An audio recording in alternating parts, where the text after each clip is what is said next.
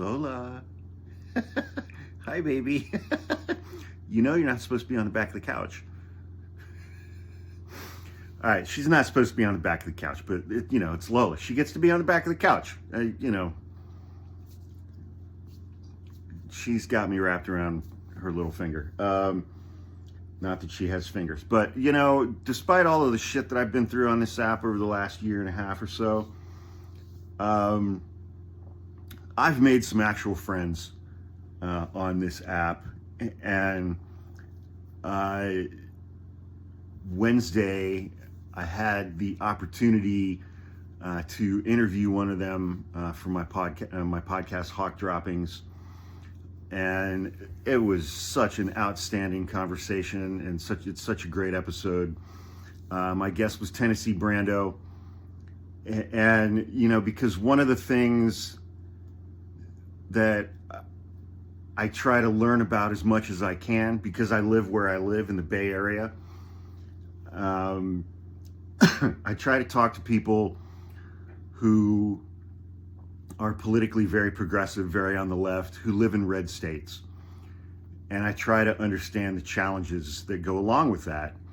And so he and I had just an amazing conversation. We spent a lot of time talking about that and talking about Tennessee Republicans and gerrymandering and the current state of the election and so many other things. And you can find, so we're making the video for that one free. There are links in my link tree for where you can find that entire interview. The video of that is free. And it was such a great conversation. I'm really grateful for him and grateful that he was willing to be a guest on my podcast. So please enjoy. Here's the first 5 minutes of our conversation, hawkpodcasts.com, and there's links in my link tree for our YouTube page. Thanks, everybody. Please go check them out, subscribe. We're trying to build up our followings over there because sooner or later, TikTok's going away. So please follow us over there. Thank you.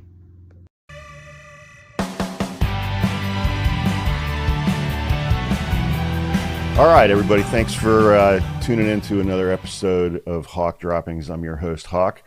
And this week's guest is the one and only, the man, the myth, the legend, Tennessee Brando. Welcome, brother. Hey, man. Thanks for having me. Yeah, thanks for doing this. I appreciate it. And one of the reasons I wanted to have you on, I mean, I lead a pretty insulated life out here in the Bay Area when it comes to having to interact with Republicans and Trump supporters, meaning that I don't have to do those things. We don't have very many of them around here, but you're in Tennessee, yeah, and your politics are obviously pretty far on the left, relatively speaking, to where you live. Mm-hmm. And it's just it's always a fascinating thing for me to talk to folks, who are basically a blue dot living in a red state. Yeah. So how's the election look on the ground where you live?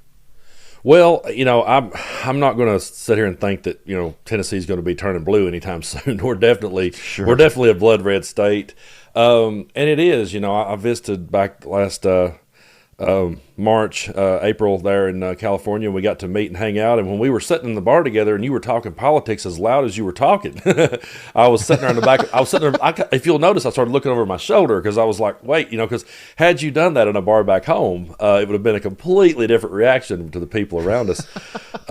So yeah, it's we're surrounded here, but there are a lot of good people here, and there's a whole lot of more blue dots than people realize.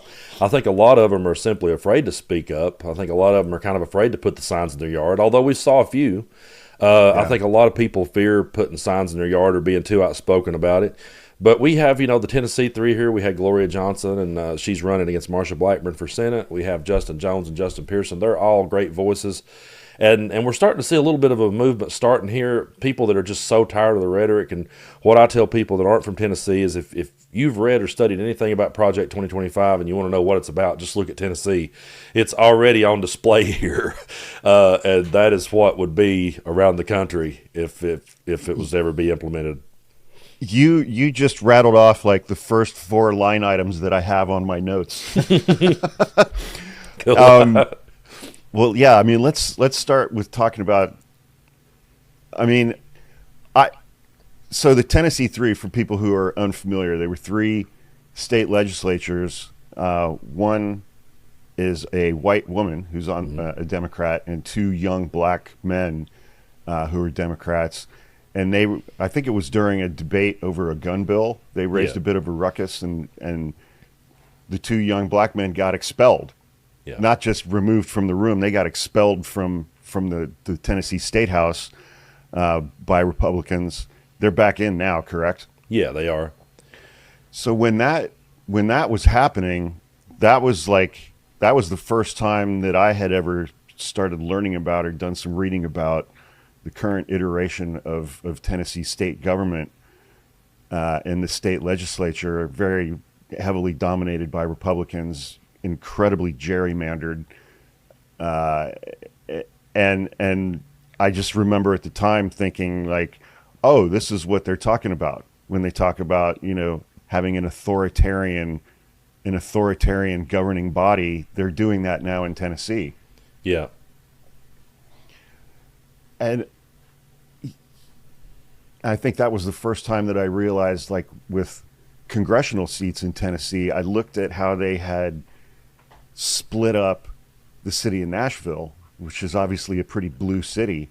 Yeah. How they had split it up so that it was like little pieces of it in these districts that just went out like a pizza, like pieces of pizza. So you'd have a little bit in Nashville with all of these Republicans, and they just completely diluted every Democratic vote in the entire city. Yeah. Yeah. Man, yeah, the things they've done here, man, is outrageous. I had Gloria Johnson on my podcast, and the things that they've done to her. They rezoned where she lived. They've tried everything in the under the sun to get to her, and she has some problems with her knee, so she has to use a scooter a lot of times where she goes. So they literally gave her an office upstairs, and then suddenly said the elevator was out of order. To make it, yeah, I mean, I'm talking, man. It is absolutely crazy here the way that they've been treated, but they've been good and stood up to things, and the reason they busted out the bullhorn, the megaphone that day is because they literally shut their microphones off, and like Justin Jones said, he said we wanted the people that were there in the chamber to know we were trying to talk for them, and so it's been absolutely it's crazy here at times, but like I said, I do feel like we've got a lot of people who are tired of it, and there are people starting to speak up at least.